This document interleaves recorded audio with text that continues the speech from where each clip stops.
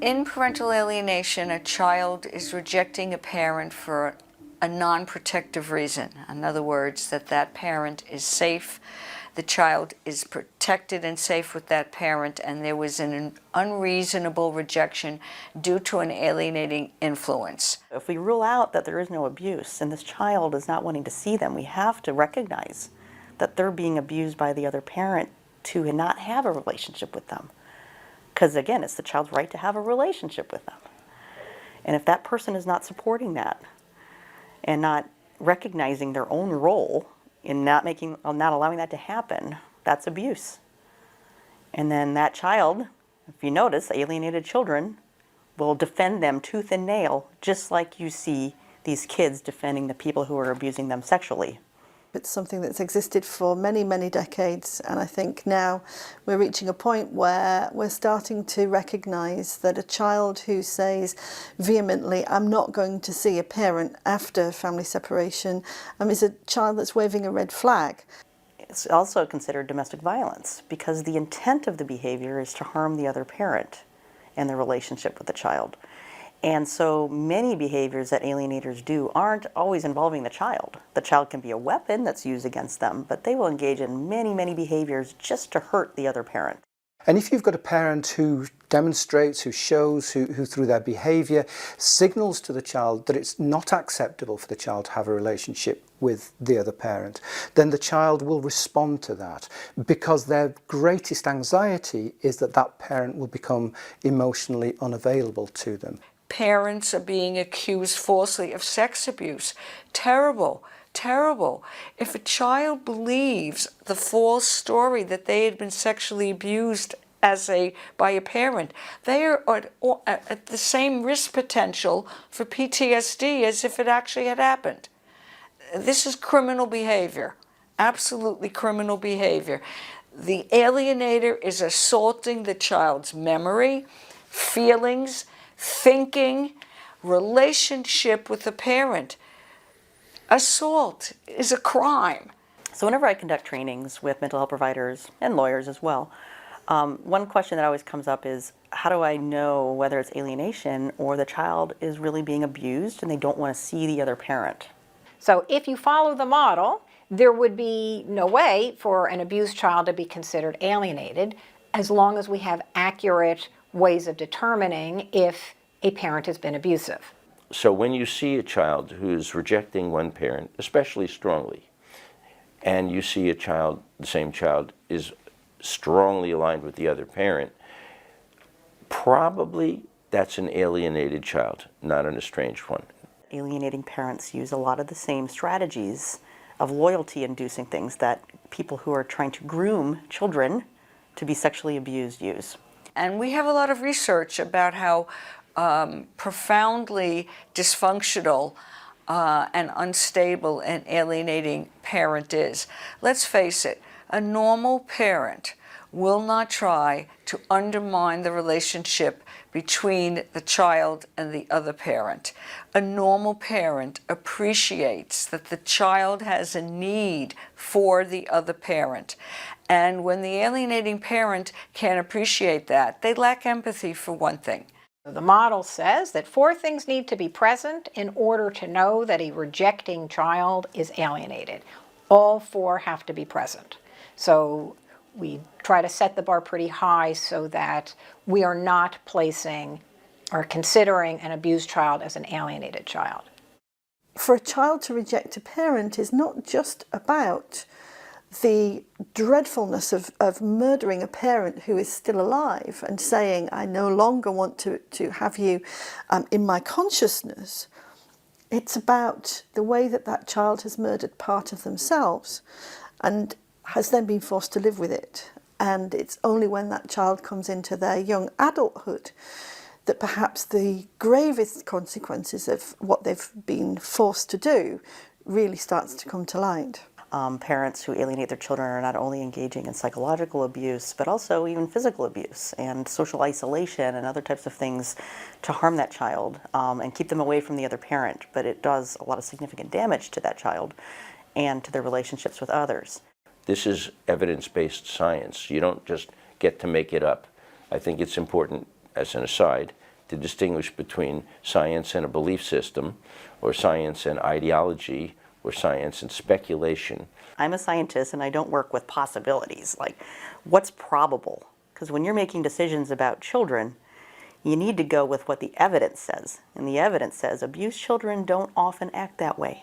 Why do we care if a rejecting child is alienated or estranged, right? Maybe it doesn't matter, but it does. And the reason it matters is because the treatment would be very different. There's a concept in statistics and probability that turns out to be extremely relevant to these clinical cases. And that concept is the concept of a base rate, which I'll define in a minute, and ignoring the base rate, which is called base rate neglect. And if you're looking for alienation and even other kinds of domestic violence, you have to look at patterns over time. Because abusive parents they use coercive control, they use ways to dominate the other person, and that you have to look deep and you have to look at it over an extended period of time. If the professional doesn't have specialty level pattern recognition, or better yet, subspecialty level pattern recognition, you're liable to make a lot of mistakes and miss the important patterns. Well, actions speak louder than words. I say immediately, you have to be able to reason backwards. When the alienating parent shows genuine support for the relationship between the other parent and child, you know it in how the child behaves. They will accept the other parent like this, like a light switch. If you're using intuition, even when you shouldn't, then you tend to have great confidence in your incorrect conclusions. That's almost true by definition. It feels right. So no matter how wrong you are, if it was intuitive thinking, it feels right, and I'll repeat the catchy phrase, consequently, they tend to have great confidence in their incorrect conclusions, and that's a huge problem. There's a kind of a perception that both parents must be contributing to the problem for this child to be rejecting them.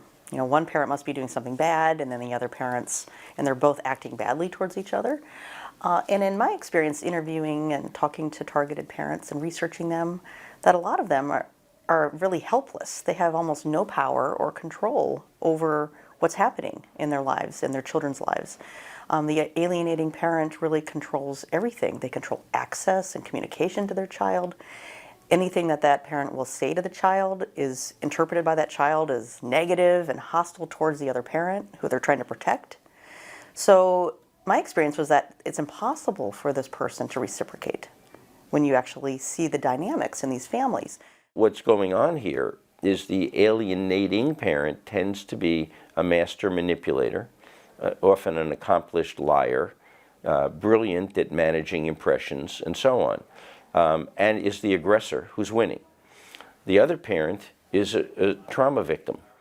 So rather than sort of these children blossoming, they're kind of wilting under the care of the favored parent, and that's just profoundly frustrating, and that word doesn't just really begin to capture how painful it is for the targeted parent to go through that. For one thing, it requires certain types of thinking that are not commonly taught to professionals. Some advanced medical concepts, for example, reasoning backwards from effect to cause, and conditional probability, which is the probability of one thing given another thing, or the probability of one event given that another event has already occurred. So not to get too technical, that's the first point. It requires special expertise, and that expertise is not necessarily common among the people who deal with these cases. Typically, alienating parents are what we call narcissistically vulnerable.